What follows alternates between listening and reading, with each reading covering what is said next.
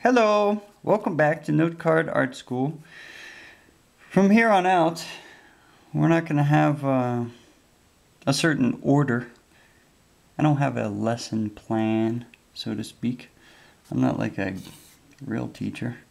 So just any old order, you know, that's how things will happen.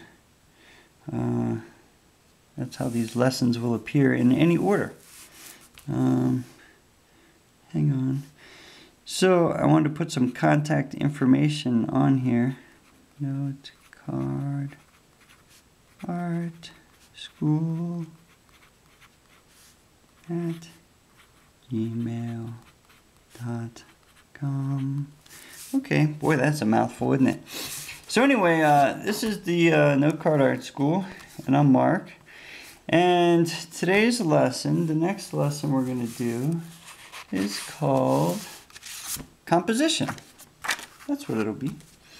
So, as we discussed before, we use a 4x6 note card because they make frames for those. They're easy to get. And you want to frame your art because that's how you hang it up there, you know. You don't want to tape it to the wall, after all. You want to hang it on a nail, say. That'd be good.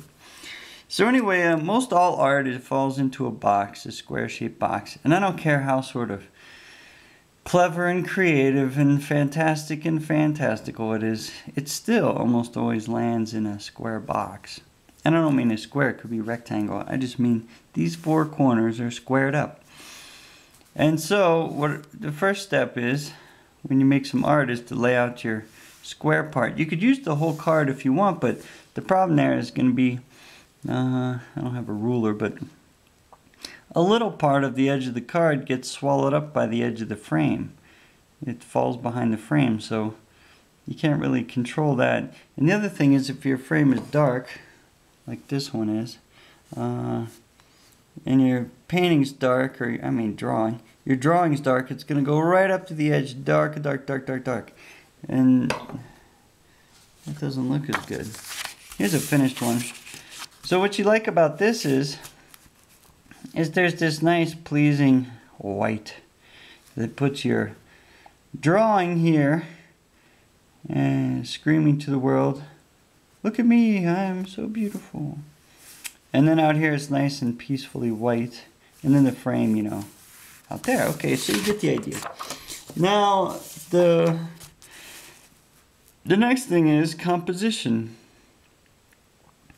So there's one part of the space, the drawing space, that you really want to avoid, and that's dead center.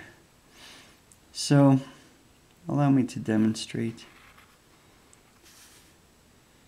If I put this thing dead center, and I didn't even put it dead center. I can't put it dead center.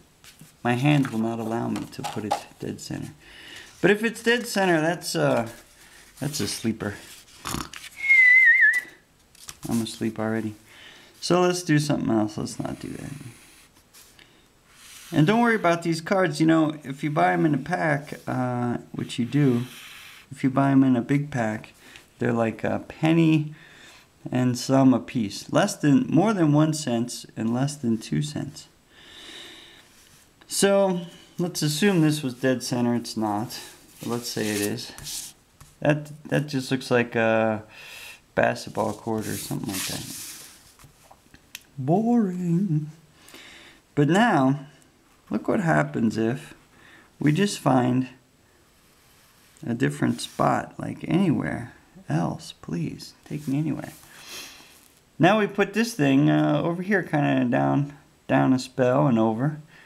Now that's kind of a little more interesting. You go, what is that?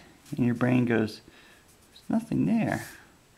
And your brain goes, am I supposed to look down? I must be supposed to look down here because there it is.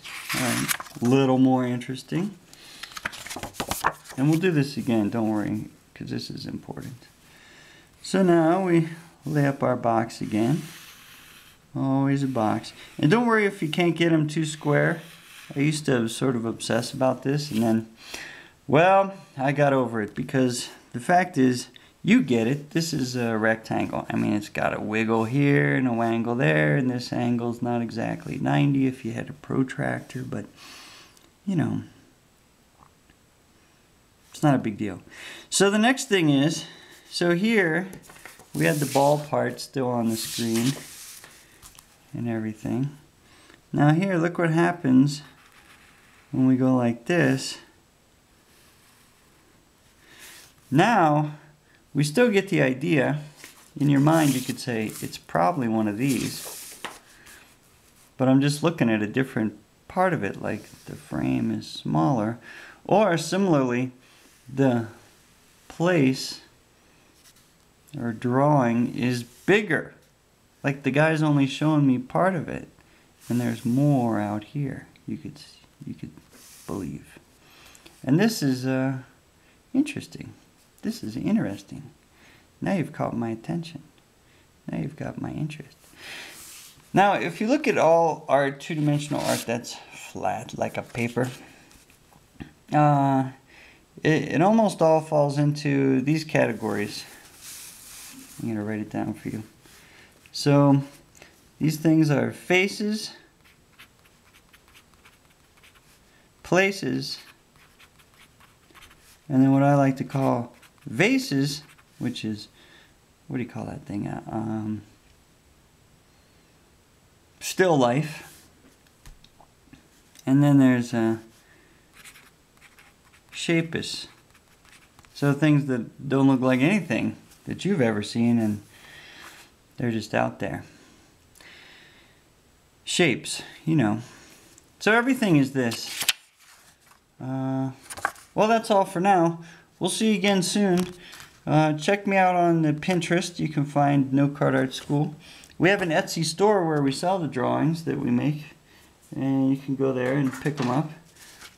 For starters anyway, they're not too expensive, because the fact is we're not very popular. So for now, they're cheap.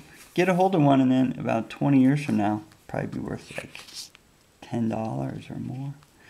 Maybe 12. So come and see us. Thanks for coming to class. More to learn next time. See you again soon. Take care. Glad to have you. Toodaloo.